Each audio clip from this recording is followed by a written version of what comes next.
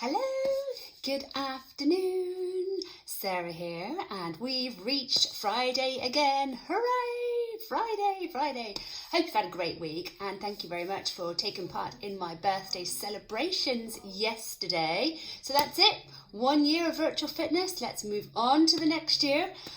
We will be here for a while. I know a lot of you do really enjoy the virtual fitness, so I will be looking to do a hybrid of virtual and face-to-face as soon as we're allowed back in the community. So thank you very much for supporting me for this last year, and long may real fitness and virtual fitness continue. It's been great, and I do actually really thoroughly enjoy the online stuff, so I will absolutely continue. So I'm here with you for the long haul. Okay, so a big shout out to those who posted their pictures of themselves after workout and their workout space. I've seen Sharon Hollister's, Sue Elliott sent me one via email, and I've seen Sarah's as well. I think there was a few more, I can't remember, and I just tried to have a look, but I couldn't find them. Me, IT, you know. Limiting belief, Sarah. You can work through that IT problem. Another day. But thank you all very much. I really, really appreciate that. And, and lots of supportive words as well, which just shows that people are still really, really loving what I'm putting out there. So great. Thank you very, very much. Okay, so today's talk, and I think I might be preaching to the preached already, but this is food for thought, and maybe this is something that you can relay on to others who say this to you. And I hear it a lot, where they say, "Oh, Sarah, I'm too old for all of this." Are you? The fact is, our body does change as we get older. We know that our body's going to change, and what we do now in our 40s, 50s, 60s, 70s, it's going to be different to what we did in our teens and 20s. It's going to be different. We have to adapt. We cannot expect our bodies to do the same. We have to adapt, but there is never a reason to say, I'm too old and quit. Just say, I'm too old to do anything. I mean, that's just going to get you absolutely nowhere in life, as we know. And as I said, preaching to the preached already, you already know this. However, much of what we actually attribute to being old is actually just our lifestyle factors adding up. So if you think, I've got this pain here, I've got this niggle here, I've got this, just been diagnosed with X, Y, and Z, might be the fact that it's just lifestyle factors adding up. And let me just say, you're never too old, even with niggles, complaints, and maybe, injuries, unless you've been completely written off by your GP, which nobody has in this group at all. And I've actually never come across this before, but, some GPs might say, no, sorry, never exercise again, but it's very, very, very rare. So you are never too old. You just need to adapt and change, maybe regress a little bit, and just take a little different perspective on what you're actually doing. So your needs and goals need to change as you get older. And let's face it, we're all going to get older. We all are getting older. So there's no, everybody will need to change their needs and their goals. Injuries and goals may change how you train. So you might do different exercises. So whereas you might be a runner and now you have an ongoing knee injury, but you can still do lots of other aerobic-y type workouts. But, if you do absolutely nothing, it is a case of use it or lose it, which I'm sure you've all heard that sentence, use it or lose it. So I think so often we start feeling our age because of improper dieting, improper exercise practices over the years, and lifestyle factors. Those three things. So we might be feeling a little bit older than what what our actual age is, but it might be those three things. Improper dieting, exercise practices, and lifestyle factors. When I say improper dieting, I don't mean diets. I mean the food that we're consuming. And I think if let's look back at when we were younger. There may be lots of things that we did when we were younger in terms of our nutrition, fitness, wellness that does catch up with us as well. Let me give you an example. So I used to get away with doing zero, and I mean zero, stretching.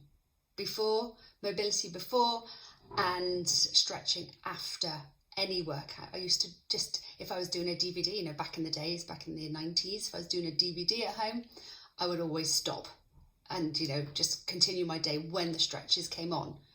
When I did my running, I never used to stretch, never. Probably because and this was before I did this work, and I probably didn't know what stretches to do.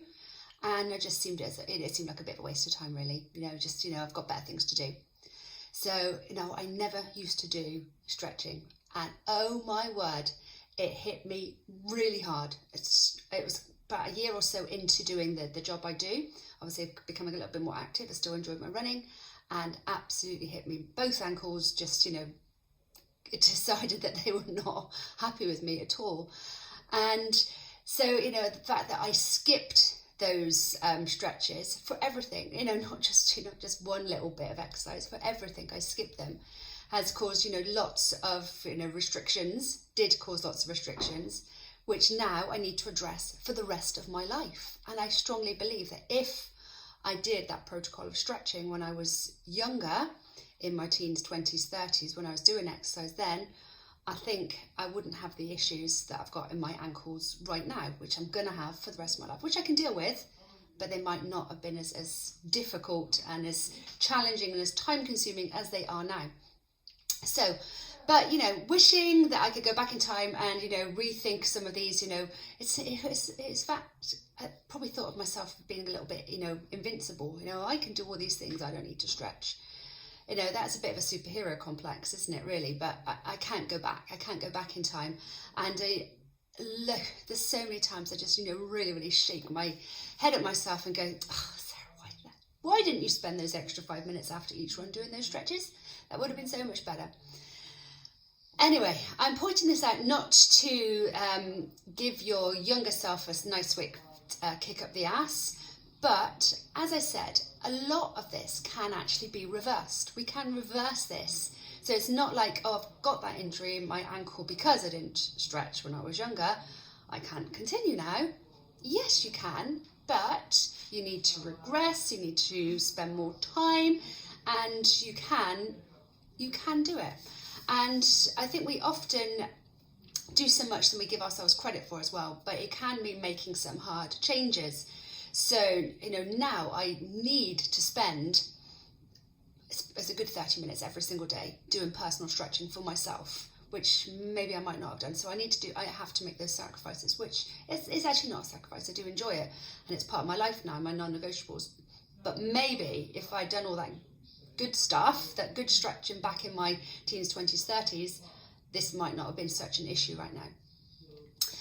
But we can't continue doing what we've always done. So if there is some, you know, my example of this, something that you have done or continuing to do, and I'm not just talking about the stretching, it might have been that you've skipped warm-ups, it might have been that you've, you know, eaten too much sugar over the past, it might be that you've deprived yourself of carbohydrates. You know, a lot of people do that, thinking that that's what their body, you know, carbohydrates make me fat, so I can't eat them as much. You know, there's damage that is going on. So we just can't keep doing that as we get older. So it may actually mean bumping your calories when you'd usually slash them when you need to be patient with changes. So, you know, maybe in the teens and 20s, 30s, we can cut our calories right down, lose all that weight. But when we get older, you can't cut them right down, because it's not going to be conducive to a good workout. It's going to make your hormones go all over the place. It's going to make you really tired and lack energy and be lethargic. You know, you just got to be consistent with your calories rather than slashing them right down. I mean, hell, I used to do that when I was in my 20s. You know, there was a period of time when I think it was just after Christmas and the New Year, just after my birthday, and I decided to cut my calories right down to between 600 and 800 every single day. And yeah, I did lose a lot of weight, don't get me wrong, most definitely not sustainable now. But I could do that. But my word, would not do that now. And whether it did me any good, I highly doubt it. Moving on, you know. But that's what I did. So it also may mean regressing your workouts as well. So if you're saying, oh, too old, which is what I'm talking about here, too old to do this because I've got this ankle injury, got a dodgy back, my shoulders hurt. Yeah, but just regress and change your activities. Yeah, I mean, if it is an ankle issue, you've all got that upper body. If it is, upper body issue, you can do all the lower body stuff, etc., etc. It also might mean tracking your food and committing to learn a little bit more about macros as well. So whereas, maybe in your teens and 20s, and if you are lucky enough to be in your teens and 20s, that's great. In your teens and 20s, you could, as I said, really cut back all those carbohydrates, cut them back. Or maybe you could eat and drink. I mean, how many times? I mean, I don't drink now, but, I did drink an awful lot when I was in my teens and 20s, before children came along. I could drink, 2 bottles of wine on a Friday and function perfectly on Saturday. Could I do that now? No, absolutely not. One reason why I stopped drinking, because that my body just couldn't cope with that. But yeah, so it might be now is a case of tracking your food and your drink so that you know what your body needs. Do you need more protein? Do you need more carbohydrates? Do you need more good fats? Do you need more fluid? Tracking that and be committed to tracking that most days so that you get the nutrients that your body needs, because we need to have our full nutrients to be able to function. And when we get older, we need to make sure we're having the right nutrients so that we live longer, that we're healthier, that we've got more energy, because, getting older can really attack all of these different things on our body. Gosh, it happens to us all, it does. So the point is that you can do so much to really improve your body at any age. You can be strong, you can be healthy at any age. And I'm in my last year of my 40s now, and I've set my goal that I want to be the fittest I've ever been when I reach 50, which is, it's just under a year. So I want to make sure that I am my fittest, and I don't want to live by the fact that, okay, I'm in my 50s now and I'm old and I can't do that and I can't do that. I've set this goal for me, personal goal for me, that's what I want to be, the fittest and look the best I've ever looked. Even when I was back in my 20s, when I cut my calories all the way down, God knows, stupidly low, and got super skinny. I don't want super skinny. I want to be fit. And that's what I want to be in my 50s, and that's my goal I've set. So at any age you can set this goal. I mean, 60s, 70s and beyond. So don't make the excuse that you're too old. That's my point. You're not too old. You just need to adapt and change, and you just need to address maybe those issues that you brought upon yourselves when you were younger. If you do nothing, then absolutely you are not going to move forward. And saying, I'm too old, I don't want to move forward.